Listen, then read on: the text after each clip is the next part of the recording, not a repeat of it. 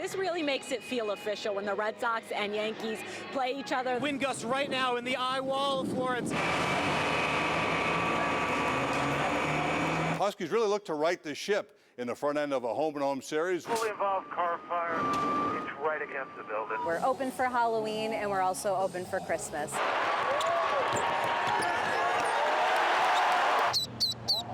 Blood's down in the corner with the other babies. Here you go, Mom. Here you go. The deadline for this reimbursement is this Saturday. She's headed back to Washington on a new mission. I've been invited by the Fight Colorectal Foundation to go and speak at the Senate to, let them know that these are the stories, these are people, these are lives that are forever changed. Scott didn't meet the criteria. He wasn't 50. He wasn't 50 years old to receive his colonoscopy, and that cost him his life. Dear Ms. Skagnon, I'm so terribly sorry to hear of your loss of your son, Michael. Opioid abuse is a national health emergency, and examples like yours motivate me to keep up the fight.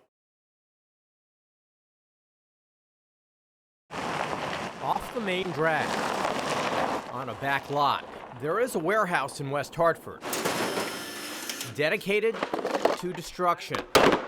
And here, it's always crunch time. The Green Monster, eating up all the e-waste in Connecticut, serving people for the last 10 years. Green Monster.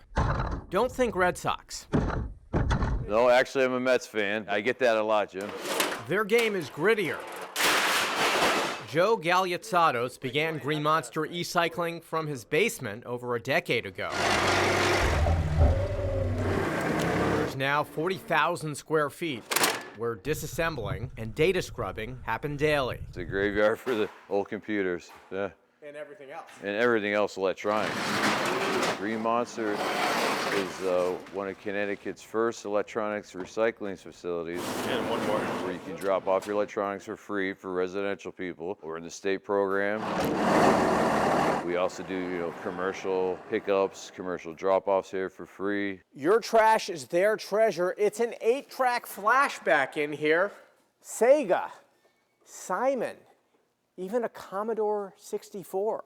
Betamax, Laserdisc, you name it, we get it in. Everything has to have a place to be recycled properly so your data's wiped and it's destroyed, and that's what we do. From boomboxes to Xboxes, Joe makes his profit in part by selling the scrap.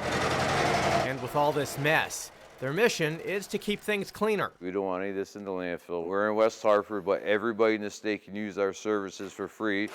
In West Hartford, Jim Altman, Fox 61 News. He's that guy in the room that makes you laugh. He was an absolute professional day in and day out. He's all of these things, kind of all wrapped up into one. Scott Johnson wore many hats: a chief petty officer in the Coast Guard, a New Britain firefighter, and a father of 3. Johnson died in August, the victim of colorectal cancer.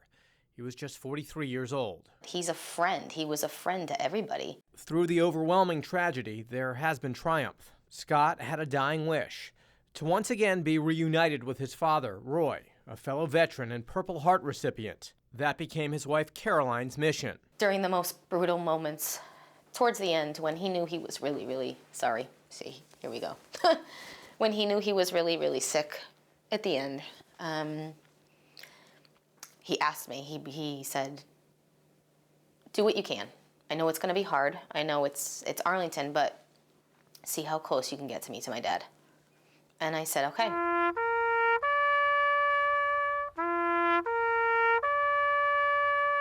It would be the ultimate honor, and earlier this week, under a blue sky, more than 70 people traveled to pay tribute.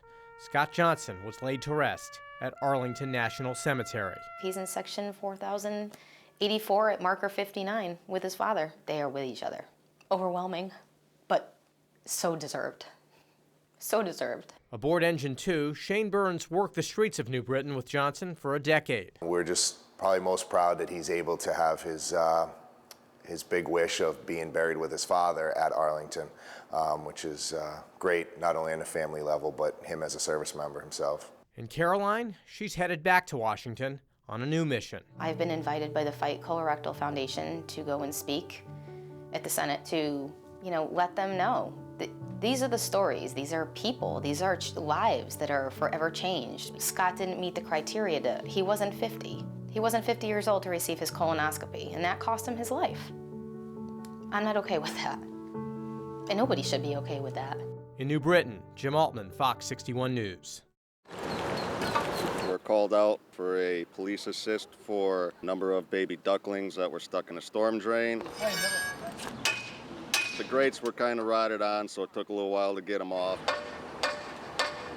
This is something we normally don't do. You can't let them go. You got to help them. Don't let this thing drop. We're able to remove 2 grates, climb down, Okay. and retrieve all 9 ducklings. Blood's down in the corner with the other babies. Here you go, Mom. There you go. It's okay. Return them all back to the mother. We were able to help them out, save the little ducklings, and just go on from there. 175 Benson Street for a vehicle on fire very close to the house. Fully involved car fire.